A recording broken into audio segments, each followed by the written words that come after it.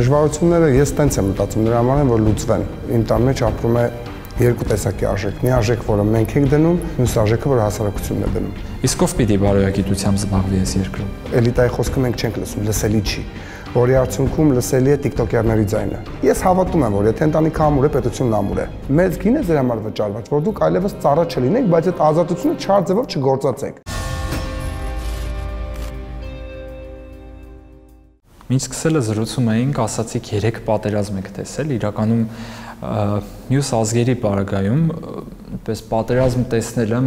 ամբողջ կյանքի ընթացքում մի դրվագել, եթե լինում է, դա հսկայական հետք է թողնում մարդու մոտ, տարիներ շարունակ վերականգնվում են։ Ազգերը երբեմն շոկից տասնամյակներով ու նույնիսկ մի դար կարող են վերականգնվել։ Մենք այսքան երիտասարդ արդեն տեսել եք 3 պատերազմ, բայց այդ միայն բուն պատերազմների մասին ենք խոսում։ Դժվար դեպքերը, կացությունը, ամեն օր ինչ-որ լարվածություն կա համացանցում ու մեր իրականությունից այդ նեգատիվը պարզապես հորդում է կյանք։ Ինչն է ձեզ օգնում մնալ ամուր, շարունակել ստեղծագործել, գործել, արարել ու չհանձնվել այս բոլոր դժվարությունների մեջ։ Սենց մի անգամից։ Դե իրականում կյանքի բերումով, կոնկրետ իմ կյանքի բերումով դարձել եմ բավականին ստրեսակայուն, թե ոնց չեմ կարող այդ հարցին պատասխանել, բայց որպես այդպիսին այդ դժվարությունները, որոնք շատ հաճախ նաև բերում են իրենց ստրեսներ, ինձ մոտ միացած մեխանիզմ կա, որը սկսում է միանալ։ Վերջերս մի անգամ ինձ հենց հարց տվեցին, ասացին դու տխրում ես, ասացի չեմ հասցնում։ Այսինքն հենց գալիս է տխրությունը, փնտրում եմ լուծումը, որովհետև այդ դաչիկը իմ մոտ միանում է։ Իրականում ինձ թվում է դժվարությունները ես տենց եմ մտածում, նրա համար են, որ լուծվեն։ Դա է ինձ օգնում շարժվել առաջ, որ հենց գալիս են դժվարությունները, ես չեմ մնում իր մեջ։ Ես միշտ հավատում եմ այդ դժվարության վերջում մի հատ լուսավոր կետ կա։ Այդ խոսքը դրան հավատում եմ, միշտ այսպես չի մնա։ Ամեն ինչ կանցնի։ Սողոմոնի հայտնի խոսքն է, սա էլ կանցնի ու մենք կարծես ամեն անգամ փորձում ենք այս շրջափուլերը հաղթահարել, դուք գրեթե հաղթահարում եք սկսվում են օրը ու այս առումով կարծում եմ հենց այդ հավատքը, վստահությունը Աստծո նկատմամբ նաև շատ կարևոր ուժ է։ Ձեր կյանքում այդ հավատքը ինչպես է դրսևորվում, ինչպես է օգնում եւ ինչպես է նպաստում հենց այդ ստրեսակայունությանը։ Նայեք, իրականում շատ բարդ է պատասխանել։ Ես տեսակով պաթոսային չեմ, երբ որ Տիրոջ մասին խոսում ես, իր մեջ ոչ թե արհեստական պաթոս է գալիս, այլ դու խոսում ես մեկի մասին, որ ուզես թե չուզես, քո շուրթերից հնչում է պաթոսային, որովհետև դու գերբնական մեկի մասին ես խոսում, որին շատ բարդ է նկարագրել, շատ բարդ է ապրումային տեսանկյունից է նկարագրել։ Հայրերը նույնիսկ ասում էին անճառելի, այսինքն երբ չես կարող ճառել գտնես, նախ այն առումով, որ ինչ որ դու ես զգում, ու այն առումով, որ դա ճիշտ լինի, ոնց որ մեջդ ունես ներքին զսպվածություն, որ մի ավել կամ մի պակաս բան չասես։ Ցավոք սրտի հավատքի կողքը գալիս է տկարություն բառը իմ կյանքում, որը շատ հաճախ է դրսևորվում։ Այդ պայքարը միշտ իմ կյանքում կա, որ անընդհատ հավատքս տկարանում է, անընդհատ հավատքս տկարանում է, բայց նաև մյուս տեսանկյունից, այո, ես չեմ կարա չհավատամ իր գոյությանը, որտեղ ես դա իմ մաշկի վրա եմ զգում, իմ շուրջն եմ տեսնում, ինչով է այդ ամեն ինչը ինձ օգնում, ես երկրի վրա որպես այդպիսին արդարության չեմ հավատում, որ հնարավոր է ինչ-որ բան լինի երկրի վրա արդար, որտեղ ես ինձ եմ տեսնում, այսինքն ես ամենալավը ինձ եմ ճանաչում, իսկ իմ մեջ շատ քիչ արդար բան կա։ Ես լիքը լավ բաներ ունեմ, թե ընտանիքիցս վերցրած, թե կյանքից տված, թե Տիրոջից վերցրած, թե իմ ապրումներով, բայց արդար բառ չեմ կարող գտնել իմ համար, որ ասեմ, հա ես արդար եմ։ Բայց Տերը արդար է։ Այդ դրան եմ հավատում, որ չգիտեմ ոնց կլուծվի, ոնց կլինի, բայց կգիտի։ Մեր հայրերից մեկը Սուրբ Ներսես Շնորհալին ունի հրաշալի աղոթք, որտեղ խնդրում է Տիրոջը, ասում է ինձ արդարությամբ մի դատիր, այլ կտրությամբ կավիր, որովհետև կրակը կընկնենք, այո, եթե Աստված արդար լինի մեր նկատմամբ ու հաճախ երբ մենք այդպես խոսում ենք, մենք արդար ենք, այդ շատ վտանգավոր բան է։ Ինձ մի անգամ հոգևորականներից մեկն ասաց քրիստոնյայի դրոշակը արդարության դրոշակը չի, սիրո դրոշակն է։ Այդքան արդարության հետևից մի ընկիր վտանգավոր է։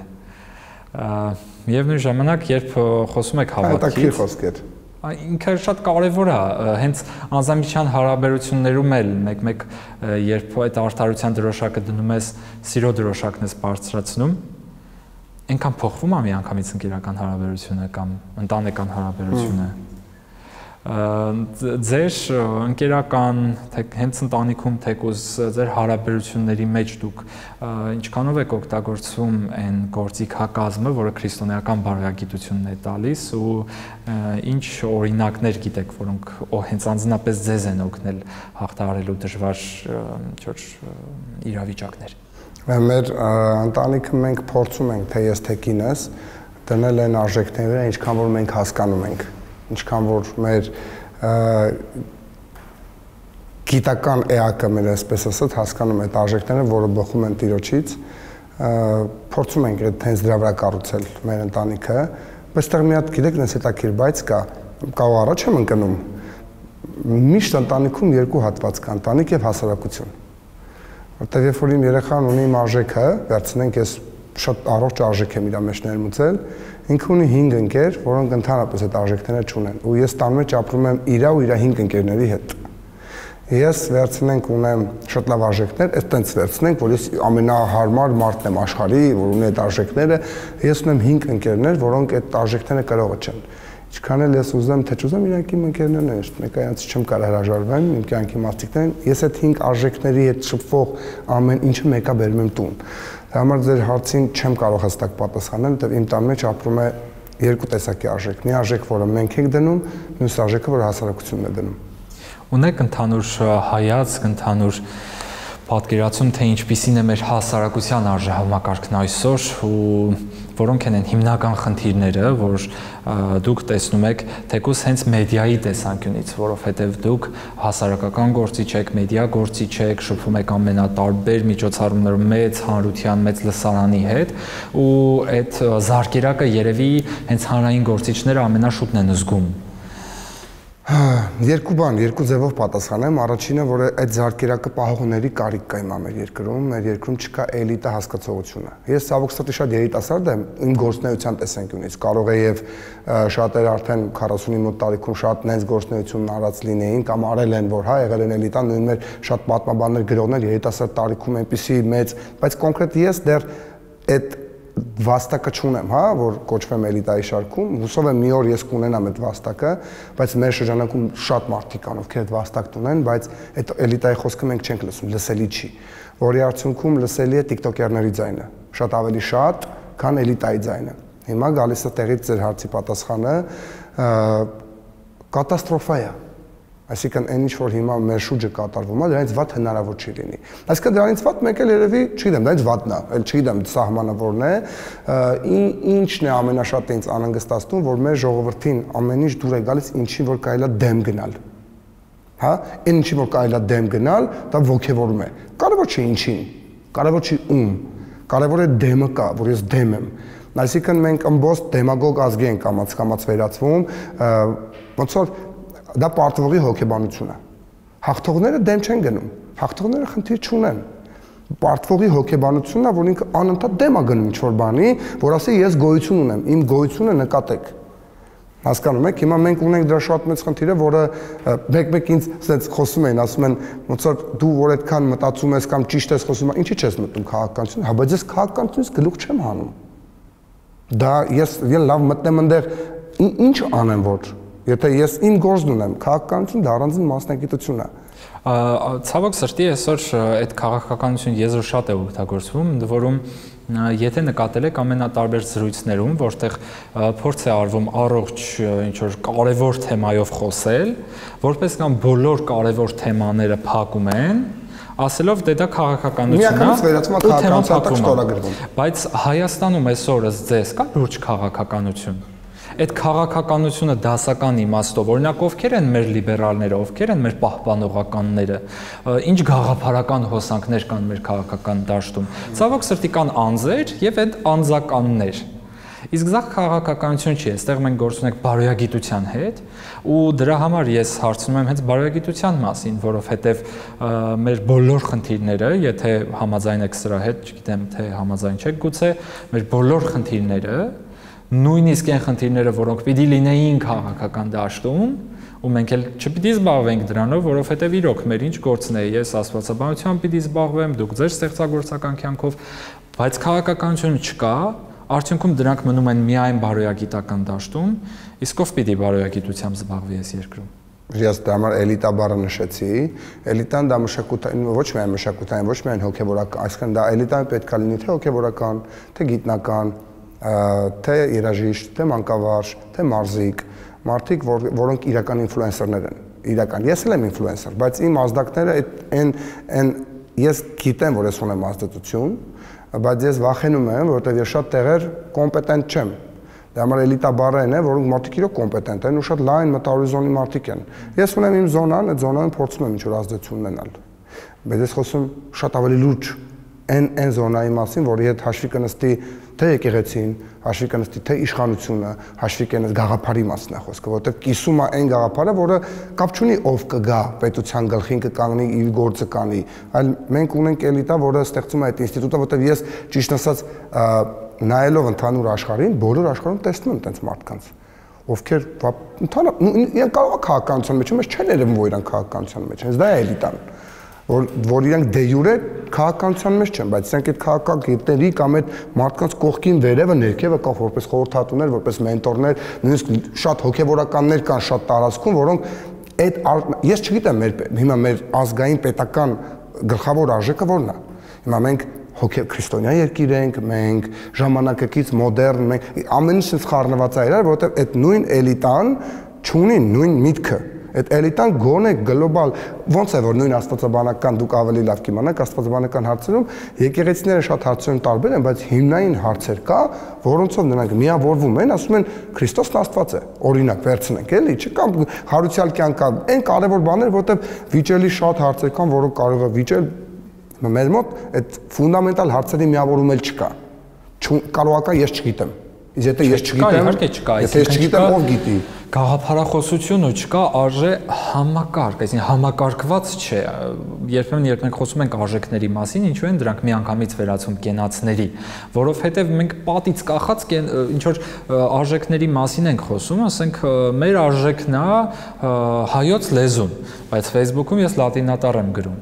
Այսինքն այդ ընդհանուր հասարակական ինչ որ մենք դա անվանում ենք արժեք, բայց ինչքանով եմ ես իմ կյանքում դա որպես առաքինություն, որպես առաքելություն արժևորում ու օգտագործում, այստեղ սկսվում է խնդիրը։ Բայց դուք, որ հենց այդ ինֆլուենսեր ազդեցություն ունեցող բառն օգտագործեցիք, ունեք լսարան եւ ունեք ազդեցություն այդ լսարանի վրա, որոնք են հիմնական գաղափարները ձեր կյանքում, որոնք դուք փորձում եք պրոյեկտել ձեր լսարանի վրա ու փոխանցել նրանց։ Այս հարցը ամբողջովին վերաբերվում է ինձ, լավ, այն որ ասում եմ լավ կանեմ, ես կանեմ, վատ կանեմ, ես կանեմ, առաջին շեշտադրումը դա ընտանիքի գաղափարն է, որ ոչ թե մենք կոնկրետ կարոզում ենք, որ գնացեք ամուսնացեք, չէ, բայց երբ որ կա այդ ընտանիքը, որի մեջ նաև հայրը որդի կա, տատիկ, թորնիկ կա, հա, որտեղ մեր նույն այդ ընտանեկան կոնտենտի մեջ բոլորը կան, եղբայրներ կան, եղբորորդի կա, եղբորկին կա եւ այլն, ել չեմ ասում ամուսիններ եւ ամուսին եւ զավակներ, գլխավոր ես հավատում եմ, որ եթե ընտանիքը ամուր է, պետությունն ամուր է։ Սա ինձ օգնում է շարժվել առաջ։ Բացի դրանից մի քանի կարևոր բաներ էլ կան, որ մենք սենց փորձում ենք, հա, նույնիսկ մեր տեսանյութերի մեջ պոզիտիվը։ Ամեն ինչ այսպես թե այնպես դժվար է, պոզիտիվ։ Նույնիսկ մեր ռեկորդային քիչ են մեր տեսահոլովակների տակ նեգատիվ կոմենտները կան, չեն կարող չլինեն, բայց ֆենոմենալ քիչ են, որովհետև էլ են մարդիկ չեն գալիս, մենք էլ այդ մարդկանց հետաքիչ են, ովքեր դրանից հաճույք են ստանում նեգատիվ կոմենտներ գրելով, ու հասկացել են մենք շուտ նեյտրալ պոզիտիվ բաներ ենք անում, որ ռիսկային զոնա վախենում եմ մտնեմ, որ հանկարծ չվնասվի այդ ընտանիքի գաղափար, որ կարողանամ այդ պոզիտիվը փոխանցել, բայց գլխավոր նպատակը ընտանիքի գաղափարն է, թե ինքը ոնց կընդլայնվի, դա ժամանակացույց կտա։ Ընտանիքում այսօր իմ դիտարկմամբ մի մեծ խնդիր ունենք, որ հայրերը շատ քիչ են ներգրավված։ Այսօր շատ քիչ ընտանիքներում են երեխաները եւ հայրերը իրար հետ բավարար ժամանակ։ Կներեք, կարող ենք sense ասել, որ հայրության խնդիրը գագաթնակետին է հասնում արդեն։ Այս տեսնա։ Այսինքն հայրը դիտարկվում է որպես եկամուտ ապահովող, որը աշխատանքի է, որը պիտի ինչ-որ մարմնական կարիքներ հոգա, իսկ երեխաների ամբողջ հոգեբանական դաստիարակությունը, ամբողջ կյանքը ոնց որ պատտվում է միայն մոր շուրջ ու ինչքանով է սա լուրջ խնդիր ու ինչ ազդեցություն կարող է ունենալ երեխաների վրա, որովհետև ես տեսնում եմ, թե ինչքան ժամանակ եք դուք անցկացնում երեխաների հետ ու դա ինչքան կարևոր է ու առողջ։ Նույնիսկ եթե դուք իմ կնոջը հարցնեք, ինքը կասի, որ ես բավականно չափ չեմ անցկացնում։ Այսինքն նույնիսկ ինքը ասում է, որ ես համեմատականով շատ եմ անցկացնում, բայց ինքը ասում է հիմա նույն Անրիի կյանքում, որը 10-14 է դառնում այս տարի, շատ կարևոր է անընդհատ իմ ներկայությունը, հա, իր կյանքում, որովհետև շատ հարցեր կան, որ Լիլիթը չի կարա մտնի այդ կետի մեջ չի կարող մտնել։ Ինչ խնդիր կա մեր հայ մենտալիտետ կամ կովկասյան տղամարդկանց մեջ, մենք սենց ռուսերենով ասեմ, հայերեն չգիտեմ, սամец հասկացողություն կա, որսորդ կամ ուրիշ ասեմ էլի, սամեցը, որը որսի դուրս եկող, հաղթող, գավաթը վերցնող, երկու տեսակ կա տղամարդու ըստիս, մեկը որ հենց այդ որսորդն է, մյուսը ավելի պահպանողական դեպի ընտանիք, ըստիս իդեալականը մեջտեղն է, որ ճիշտ ժամանակին պետքա որսի գնա,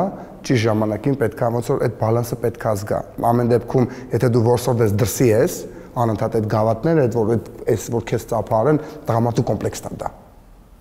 Մեր տղամարդկանց կոմպլեքսը, որ մեզ ասեն դու դա արեցիր, դու դա կարողացար, մրցակցելը կողքի տղամարդկանց հետ, մրցակցելը ամբողջ աշխարհի հետ, մրցակցել ինքդ քո հետ, դա տղամարդու խնդիրն է։ Իսկ ինը ժամանակ մտահոգվում է իր երեխան ինչ ուտի, ինչ հագնի,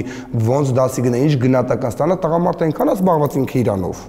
իր էությամբ։ Ես ամեն օր դրա դեմ պայքարում եմ։ Իմ էգոիզմի դեմ, իմ ինքնահավանության, ինքնահավան թե ինքնասեր,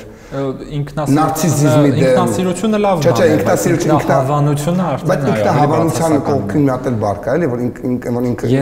եսասիրության դեմ ներողություն, եսասիրության դեմ, այսինքն որտեղ այդ հաղթանակի գաղափարը իմ եսն է, այդ գավաթը, գավաթ չէ, իմ եսն է, բարդ է, բայց երբ որ դու նայում ես քո երախուն, դա է քո իրական գավաթը, քո ժառանգը, ու այո, իր այդ ժամանակ չանցկացնելը, ես շատ կուզեմ, որ հայ տղամարդիկ ոգևորվեն իրարով դրանով, ոչ միայն խմելով ոգևորվեն իրարով, ունակ երբ որ տենց բան կա, հաճախակի ես որ գնում ենք լողավազաններ, այնտեղ տղամարդիկ հավաքվում են սաունայում շփվում են, ես չեմ լսում, որ տղեկը պատմեն, տղամարդիկին տարիքի մեծ նենց լավ ժամանակ անցկացրեցինք ընտանիքում, նենց ժամանակ անցկացրեցի տղուս հետ, նենց լավ էր երեք խմանք, մեռանք, ոնց որ այդ տոնուսով, այդ էներգիայով դու խոսում ես դրա մասին, կուզեմ մի օր էլ հակառակն էլ ասեմ, որ նենց հավես է տղուս հետ գնացել էինք Սար։ Ես տղայիս հետ գնացել էինք Մադրիդ, Ռեալ Բավարիա խաղը նայելու, ու շատերը ասում են, դե փող ունեք, կարում եք գնեք, 1000 ուրիշ տեղ եմ գնում, ուղղակի դա չեմ անիմաստ է ամեն ինչ ես հրապարակեմ, նա Սանտիագո Բեռնաբեուներ ուզում էի մարդիկ էլ տեսնեին դա։ Ես շատ ուրիշ տեղեր եմ իմ տղայիս հետ գնում։ Ես չեմ կարող չգնամ իր հետ։ Իսկ դա ինձ բավականություն է պատճառում։ Ընդհանրապես հավասարակշռության մասին ենք խոսում ու սա միակ ոլորտը չէ, որտեղ մենք ճեղք դուրս ենք գալիս այդ հավասարակշռությունից։ Հավասարակշռությունը կարևորագույն առաքինություն է, որովհետև հավատարմության միջից հանում ես հավասարակշռությունը դառնում է ֆանատիզմ, հոգատարության միջից հանում ես հավասարակշռությունը դառնում է սարսափելի տոքսիկ երևույթ, որ գերխնամքն է, խանդոտ ինչ-որ մեկն է դառնում, որևէ արժեք եթե ասեք, դրանից հավասարակշռությունը որ հանենք, ինքը միանգամից դառնում է շատ վատ բան։ Բայց էլի շատ կարևոր բան եք ասում։ Այսինքն ամեն ինչի մեջ ինքը պիտի լինի ու նաև կյանքում, բայց այսօր մենք չնայած ես ասում եմ այսօր, բայց օրինակ Դերենիկ Դեմիրճյանը ասում էր հայի չափը չափազանցն է, այսել հո 100 տարի առաջ էր ասում։ Ինչից է գալիս այս մեր մաքսիմալիզմը ու կամ էստեղ կամ այնտեղ լինելը, ինչու մենք չենք կարողանում համադրել։ Ես չգիտեմ։ Ես ինչի չեմ կարող շատ հաճախ համադրել, մի հատ ինձ հարցրեք, ես չգիտեմ։ Էմոցիոնալ մենք շատ էմոցիոնալ ենք ու մենք ներքին ինտելեկտի խնդիր ունենք։ Շատ հաճախ նա թաքուն ինտելեկտ կա, որը չերևացող ինտելեկտն է, որը գիտության սովորելու լավ sense ասեմ, դա իմաստության հետ է կապված, ոչ գիտության հետ։ Ես շատ կուզեմ, որ հիմիկվանից սկսած, հա, վերցնենք մի ամսից կամ երկու ամսից սկսած կամ վաղվանից կամ այսօրվանից իմ կյանքը լցվի իմաստությամբ, որտեղ այդ իմաստությունը հետո փոխանցվելու է իմ ժառանգներին։ Հաջողություններն էլ է փոխանցվում։ Բայց նույն որ դուք Սողոմոնի օրինակը բերեցիք, Սողոմոնն ուներ ընտրություն, հաջողությունը թե իմաստությունը, թե հարստությունը ինքը հաջողության գրավականն է։ Ինքը ընտրեց իմաստությունը, ես չգիտեմ որը կընտրեմ։ Հիմա Այս կուզեմ այնքան իմաստուն լինեմ, որ ընտրեմ իմաստունը։ Դե երբ Սողոմոնը իմաստությունն ընտրեց, հարստությունն էլ տրվեց արդեն ինքնըստինքյան ու ուղղակի իմաստությունը հնարավոր չէ պարզապես ընտրել, ծանր հարատև աշխատանքի արդյունք է։ Իսկ այդ հուզականությունը, էմոցիաները, որոնց մենք զանդադար խանգարում են, երբեմն հասկանալ իրականությունը ու նկատել եք, որ մեդիայում վերջին շրջանում այսպես ինչ-որ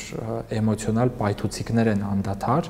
որ մեր ամբողջ հասարակությունը պարզապես էմոցիոնալ ապրի, էմոցիան հետա կապրի, գոյատևի։ Ու վերջերս եղավ այդպիսի մի դեպք, ես շատ ուշի ուշով հետևում էի, կապված ուսուցչուհու հետ կապված միջադեպին։ Դպրոցում եղել էր խնդիր, մենք բոլորս էլ փայլուն գիտենք, որ մեր դպրոցներում կան նաև անդաստիարակ երեխաներ ու մենք բոլորս էլ փայլուն գիտենք, որ այս TikTok-ի քարոզչության պայմաններում այդպես ինչ-որ բարձրաշխարհիկ դաստիարակությամբ երեխաների սերունդ ենթադրել մենք չենք կարող։ Պարզ է, որ դա պիտի արտացոլվի։ Ու եղավ խնդիրը, մենք առերեսվեցինք այն իրականության մեջ, որը մենք իսկ ստեղծել ենք, ու թիրախավորվեց իհարկե մի կողմից ուսուցչուհին, իսկ հաջորդ օրը թիրախավորվեցին նաև երեխաները, որոնք շատ չէին էլ հասկանում իրենք ինչ են անում, հավանաբար իրենք հաջորդ օրը արթնացել են այդ թիրախավորման տակ, այդ հայհոյանքների տակ, ու այդ երեխեքի վիճակի մասին ոչ ոք չխոսեց։ Այնուամենայնիվ ինձ հետաքրքիր էր ձեր ռեակցիան, որ շատ հանրային մեծ հնչեղություն ստացավ, ինձ հետաքրքիր է ինչ զգացիք դուք երբ առաջին անգամ տեսաք տեսանյութը եւ ինչ վերլուծություններ ունեք հիմա, երբ արդեն որոշակի ժամանակ է անցել եւ ավելի սթափ հեռավորությունից եք նայում այդ իրավիճակին, ի նկատի ունենալով թե ուսուցչու երկու կողմը, թե նաեւ երեխաների։ Այդ ես վերջերս մամայի հետ ոդկաստ էի արել, որտեղ նշեցի ես վերջին պահերում եմ դա տեսել, երբ որ արդեն բավականին տարածվել էր, զուտ չէի մտել ինտերնետ, մաման կողքս էր։ Մաման եկել էր մեր տուն, երբ որ այդ տեսա, շատ էմոցիոնալ է եղել իմ պատասխանը, նույնիսկ ես վերնագիր էի գրել, որ շատ էմոցիոնալ է, բայց ստորագրում եմ ամեն իմ խոսքի տակ։ Ուրեմն առաջինը իմը եղել էր պաշտպանողական դիրք, պաշտպանողական հարձակման տեսքով, որը ես պաշտպանել էի ուսուցիչ ինստիտուտը, այդ կնոջ տեսքով։ Մյուսը, որ դուք խոսում եք երեխաների մասին, այո, ասեմ, որ հետո ինձ ուղարկել են տարբեր տեսակի վիդեոների տակ կոմենտներ, թե ինչ ձև են այդ երեխեքին ու ինչ ձև են վիրավորել, հայհոյանքներով այլն բան։ Ես կարծում եմ երեխաները դա ամիսներ անց, տարիներ անց, մի տարի հետո իրանց այսպես ասած դա շատ տրավմատիկ չի լինի, ես այդպես եմ կարծում, եթե մտածեմ երեխաների մասին, իմ մոտ ավելի լուրջ տեղ հարց կա առաջացնող, մենք էլ ենք շատ անդաստիարակ շատ հաճախ պահել դպրոցում։ Ես շատ իմ մայրս հետ դպրոցում եղել, բայց ես շատ հաճախ ինձ չեմ պահել վայել իմ ընտանիքի։ Ու ինձ ուսմասվարը կանչել է առանձին պարտադիր, որ դպրոց դասարանցիներս չտեսնեն, որ ինձ տես նկատողություն անը, որ նայ մայր։ Ես տենց շատ չար չեմ եղել, շատ ակտիվ եմ եղել։ Բայց այդ ակտիվությանը սահմաններ կար, որ անցնում է վերածում էր անդաստիարակ գործողությունների, որին ընտանիքի պատկերը չէր։ Դա իմ եւ հասարակության կապն էր։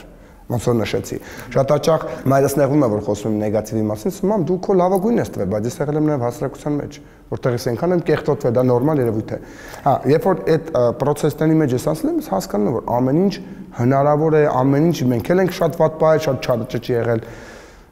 Իմ համար ավելի մեծ խնդիր էր այդ օրը մեծերի արկայությունը այդ ժամանակ։ Ու իմ բունտն ու բողոքը երեխաները չէին։ Իրենց ծնողներն էին ու իրենց շրջապատող կնի ուսուցիչ կնի այնտեղ ինչ-որ մարդիկ կային, դա խայտառակություն էր իմ համար, որպես անձ ես պատկերացրեցի, ես մի բան ինձ դրեցի այդտեղ գտնվող տղամարդկանց ու կանանց տեղ, ես հասկացա, որ ես կփախնեի տեղից, գետինը կմտնեի, ես այն գետինը կմտնեի բարձրացման իմաստով։ Ես վախենում էի, որ որպես խայտ կօգտագործվի իմ քայլը այդ ուսուցչի հանդեպ, որտեղ ես ուզել եմ իրան պաշտպանեմ, անկախ ինչ ուզում ա եղավ, ինչ կապ չունի, ասում է, այնտեղ ինչ process-ներ են տեղի ունեցել։ Ես կյանքում չէի մտածի, որ այս թեման նաև կշրջանառվի քաղաքականացված կոնտեքստում, իրականում երկու կողմից է, դա իմ համար ընդհանրապես ամոթալի էր, որ նմանատիպ ամոթ հարց է, դի փակենք անցնենք, մի հատ էլ ծեծում ենք, քաղաքականացնում ենք, արհեստական հյուրա մեկը գնում, մյուսը դա վերցնում է քաղաքական նյութա դարձնում, ավելի խայտառակություն դա դարձավ, հասկանում եք, որ ես ասի ավելի ընդհանրապես չխոսայի, ավելի քիչ տարածում կունենալ այս դեպքը, ոնց որ ես խթանեցի տարածմանը, հա, ես փորձեցի ընդհակառակը փակել, բայց տենց ստացեց, որ խթանեցի տարածմանը, ես մյուս անգամ պետքա զգուշ լինեմ։ Մեդիայի կանխարգելող դերը դուք ոնց եք գնահատում ու ինքը ունի արդյոք իրոք կանխարգելող դեր, իրոք երկրում բարոյական դաշտը ինչ որ ձև վերահսկող լծակ, թե ինքը այնուամենայնիվ խապկանք է։ Մեծամասնության խնդիր է։ մեծամասնության դա դուր է գալիս։ Եթե մեծամասնության կարծիքը փոխվի, այստեղ խնդիրը միայն մեդիան չի։ Մեդիան տալիս է ինչ-որ ժողովուրդն ուզում է։ Ինքը հրամցնում է, այսինքն համով, մեղրի նման, բայց հետո դառնանում է ինքը։ Խնդիրն է դա։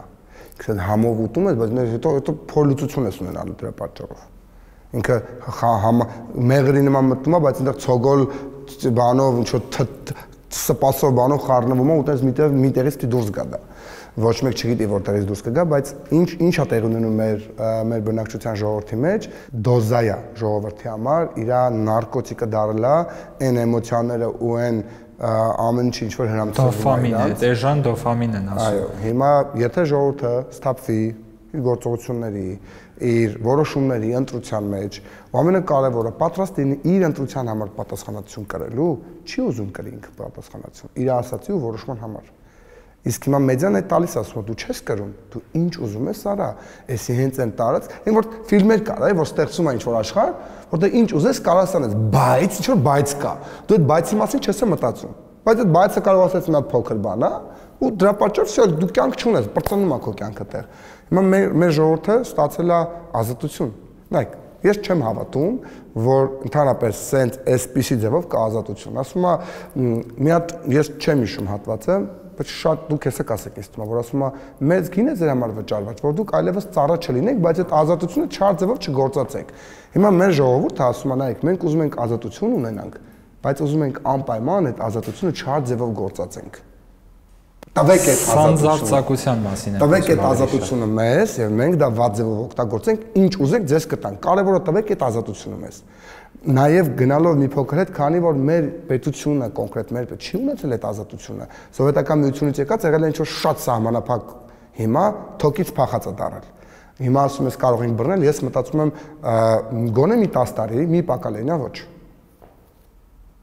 Ես մտածում եմ, որ մի սերունդ, որը համարվում է 10 տարին, տենց են ասում, կարող է դա արագանա կրճատվի 5 տարի, ոչ։ Իսկ ինչ պետք է մենք այսօր անենք, որ գոնե 10 տարի հետո կարողանանք։ Հակա Էլիտան հենց դրա մասին է խոսքը։ Էլիտան ինձ շատ իմ ընկերներ ասում են, որ դու վիդեոներ ես գցում, որը կարաս չգցես, ինքը տենց ոնց որ քո քաշին համարժեք չի, ամոթ չի, բայց քո քաշին համարժեք չի, ասում ես տենց բերում եմ նոր հանդիսատես, որովհետեւ երբ որ ես ունենամ իրանց լավ բաներ ցույց տալու, շատերը չեն համբերում դուրս են գալիս իմեջից։ Որովհետեւ իրանք մենակ ուզում են օրինակ շատ լավ մակարդակի բաներ, բայց ես ուզում եմ մի փոքր լայնացնեմ ու ախվատով փորձեմ ինչ-որ բան հրամցնել մարդկանց։ Ես ստացվում եմ էլիտան նախ եւ առաջ պետք է ակտիվանա on-line հարթակներում։ Հիմա on-line հարթակը շատ ավելի ուժեղ է, քան ներկայացումներ ամեն ինչ պետք են։ Ես ուզում եմ ներկայացում դնել ընտանիք կոնտեքստում, հումորով մատուցեմ, մեջ ունենամ քարոզություն ընտանիքը բարձրացնելու։ Բայց նայեք, ես դրա համար ունեմ վերցնենք 10 ներկայացում 6000 հոգի։ Հա։ Ես մի տեսանյութում գոնե մի 100,000 հոգի մարդ համտնում նայեմ։ Դրա համար on-line ինչքան էլ հավես է, կենթանի, բայց on-line-ը պետք է ուժեղանա, էլիտան պետք է հայտնվի on-line հարթակում, շատ մեծ մասշտաբով։ Ստացված որ էլիտան ձևավորվի, ինչքան էլ 21-րդ դարը չի հանդուրժում հեղինակությունների, բայց ես հույս ունեմ, որ մեր երկրում դա ձևավորվելու է ու ձևավորվելու է հենց կրթված մարդկանց այդ ու գիտակից ինքնութենական ու արժեքներով ապրող մարդկանց էլիտա, բայց դա հավանաբար ապագայում։ Իսկ եթե վերադառնանք դեպի անցյալ, եթե վերադառնայիք մանկություն ու հանդիպեիք ձեզ 10-ամյա հասակում, ինչ կասեիք։ Չեմ մտածել այս հարցի շուրջ։ Միշտ մտածել եմ, որ իմ փոքրին հանդիպեի ինչ կասեի։ Դե առաջինը կասեի, որ ֆուտբոլիստ չես դառնա, այդ երազանքը թող մի կողմ։